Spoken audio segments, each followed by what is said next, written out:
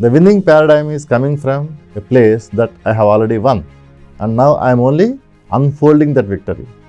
That's what a winning paradigm is.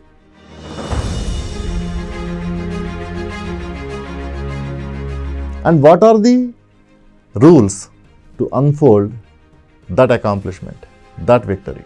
I'll give you 8 ground rules which will help you to unfold any accomplishment that you create.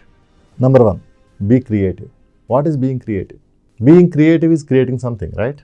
What comes to your mind when we say creativity? Is it an intellectual phenomena? That's what it occurs, right? It's a product of maybe an IQ. To be creative, I need to have certain level of intelligence, certain level of intellectuality. But is it really so? Being creative is creating something. Look at a child, how creative he is. He creates new games. You give him anything, he'll create a game out of it. And you will be amazed at his creativity, right? Now, what creates in the world? I want to create something, but how do I create? What is my access to create something? My access to create something is a declaration. I create something when I declare something. I may think 100 things, but if I don't declare, it is not created in the world. When it is not created in the world is not getting aligned to that. So being creative is a simple act of declaration, an unconstrained declaration. When you declare something without considering the constraints, when you declare something from absolutely what you would love to have, that's what is creative. I want to fly, and then you discover how to fly. That's creativity. So the first ground rule is be creative, and then there is second step in being creative. Then you need to create a story of accomplishment. How did you fulfill what you create? How did you fulfill what you create? Not how you are going to fulfill. That is a success story. So you declare, it gets created, and then create a success story for it. How did you fulfill that? That's the first ground rule. The second ground rule, commit yourself. Now you create the story. Are you committed to the story? What is commitment? Commitment is investing oneself fully into his declaration. I say something and I invest myself fully into my declaration. That's what is commitment, right? But how do I be committed? What is my access to be committed? My access to be committed is a promise. A promise that I am not going to think, talk, or act against my declaration. When I make that promise that I am not going to think against my declaration, I am always going to think that my declaration is fulfilled. I am always going to talk from my declaration, from the fulfillment of my declaration. I am always going to take actions in alignment with my declaration. That promise will make you committed. That is what is being committed. Being committed is I am not thinking against my own declaration. I am not talking against my own declaration. I am not acting against my own declaration. So are you committing yourself? You are giving up the right to talk against your declaration when you say you are committed. Now you declare an extraordinary mission and you create a story of accomplishment of how did you unfold that mission. And now the next question is, are you committed to that mission? When you say yes, I am committed, now you go to the third ground rule. The third ground rule is check integrity. What is integrity? Integrity is the completeness of a given thing or a situation. Why do you need integrity? Because integrity gives you the workability. Integrity is a prerequisite for anything to happen, right? When you say you have a bike or you have a car, if it has a flat tire, there is no integrity. It is not complete against the functionality that it is supposed to deliver. Integrity against the declaration. Now, you declared an extraordinary mission and you created a story of accomplishment. And then you said, yes, I am committed. That means I am giving up my right to act against this story and I am going to abide by the script. Now, do I have everything that is required to fulfill that script, to fulfill that story? That inquiry is checking the integrity. Do I have everything that is required to make it happen? What is needed? What is not there? What is missing? So how do you check the integrity? These two simple points of inquiry. What is needed? What is missing? When you constantly inquire into that, you will discover what do you need to bring forth for that story of yours to be unfolded. That is the third ground rule. Check integrity. Now, let's go to the fourth one. The fourth ground rule is be responsible. What is being responsible? Now you check the integrity and you discover there are these 100 things. You have 1,000 small pieces of this jigsaw puzzle that needs to be put in their place for your story to be unfolded. And who is going to put them in place? Or who is going to stand for those pieces to go into their places? That's what is being responsible. You take that stand, you take that position, you create yourself as the owner of that entire story to be unfolded. That's what is being responsible. You are assuming yourself. And when I am saying you, it is not just the entrepreneur, it is the entire team. Imagine everybody in the organization owns up the declaration of the enterprise. Everybody keeps checking the integrity of how things are moving. And everybody comes forward to assume that ownership of the entire declaration, not just their part of the game. So the fourth ground rule of creating a winning paradigm is being responsible. What is the fifth ground rule? Now, we have a story, we committed ourselves, and then we listed what is all required for the story to be fulfilled. And we said, yes, I am the one who is making it happen. What will block you? What will prevent you from unfolding your story? Those are the roadblocks. You have various reasons that will stop you, various constraints.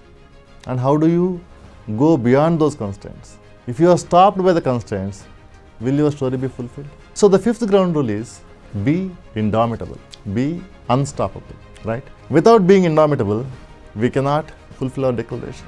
But how to be indomitable? What is our access to be indomitable? To be indomitable, first we need to believe that we have resolved the roadblock. We need to see a reason as a roadblock. The moment you see it as a roadblock, that means it is stopping you from going somewhere. So you are connected to where you want to reach. You are connected to your mission. So you see a mission clearly there accomplished, and now you see there is a roadblock here. And how did I resolve this roadblock? Who is accountable to resolve this roadblock? Or whom did I involve in resolving this roadblock? What different actions were taken to resolve this roadblock? Creating that action plan and implementing it. That's what is being indomitable. The moment you look at a reason, a constraint as a roadblock, not like a absolute reality that stops you from getting your destination. The moment you look at it like a roadblock, this is only a roadblock which I have already overcome. You start being indomitable. Now, after being indomitable, you have so many roadblocks. What is important and essential for you and your team to unfold your extraordinary accomplishment is empowerment. You need to keep yourself empowered until you reach your destination. How do you keep yourself empowered? What is your source? What is your access to be empowered? Where does this empowerment come from? The empowerment comes from how you relate yourself in the entire scheme of things. Let me give you an example. I go to the wedding of some distant relative. What would I be doing there? I go there just before that specific time, bless the couple, have dinner or lunch, depending on the time, and come back, right? Say, I am going to a marriage of someone who is very near and dear to me, my close relative or my immediate family member. What would I be doing? I am going to be everywhere. I am going to participate in everything, isn't it? What's the difference? The difference is how I relate myself to the event or occasion. In the first example, I am just a visitor. I am only a guest. But in the second example, I am a key member. When I am a key member, I participate. So my level of participation depends on how important I think I am in the enterprise, right? In my enterprise mission, how critical I am. Now consider how important is the role of an office assistant who is working in my enterprise. He keeps the tables clean, he maintains the decorum and ambience of my office, Is it not the most important thing when a customer walks into my office? Is he not being the source of my business? Do I relate him as the key person? Without him, my business is not going to run. When I relate him that way, and when I tell him that way, how would he be participating? How would I be dealing with him? That's what is being source of empowerment. The sixth ground rule is being the source of empowerment. Now, what is the seventh ground rule? The seventh ground rule is master the trade. Whatever job I am doing, mastering that job, giving my best, learning continuously, improving my skills continuously. That's what is mastering the trade. That is the seventh ground rule. How do I master the trade? I master through learning. But what is learning? Does learning have something to do with intelligence? Or can we enhance the learning abilities of individuals? Is it possible? What is the access to learning? Learning is a simple act. It is possible to learn quickly, provided we know what is learning. Learning is nothing but distinguishing, knowing what it is, knowing what it is not. If I know what it is, if I know what it is not, that's what is learning. When I say it's a pen, I know what is not a pen. If I don't know what is not a pen, I can't say it's a pen, right? So learning is as simple as that. Learning is knowing what it is, knowing what it is not. That is the seventh ground rule. Continue. That's the access to improve. The constant inquiry of what it is not, will allow us to learn things and will allow us to improve. And now the last ground rule, the eighth one, team up. Boutiques are built by individuals. Enterprises are built by teams. If you want to build an enterprise, you need to create strong teams and you need to team up. What is teaming up? Teaming up is giving up our individual identity and amalgamating into one single unit called team. The entire group of people connected with a purpose, connected with a mission, and clearly identified by their roles will create a team. Team is a group of people working towards a common purpose by sharing the roles and accountabilities, where we go beyond our individual identities and we work for the mission. That's what is teaming up. We amalgamate into one single unit. So the 8 ground rules that will help you to create a winning team, a winning paradigm, a mindset in the enterprise are: be creative, commit yourself, check integrity, be responsible, be indomitable, be the source of empowerment, master your trade, and team up. Right? Why do we need to create this winning paradigm in the organization? Because what is a paradigm? Paradigm is a mindset. It's the collective thought process of an enterprise. And your actions are coming from the paradigm. We act as per what we think, right? So the source of our actions is the paradigm, and the source of our results is our actions, right? Only actions produce results, not thoughts, not thinking. Thinking triggers actions and actions cause results. So if you want to create extraordinary results in your business, you need to create the winning paradigm. It is beyond just doing buying and selling. It's building a team, because enterprises are built by teams.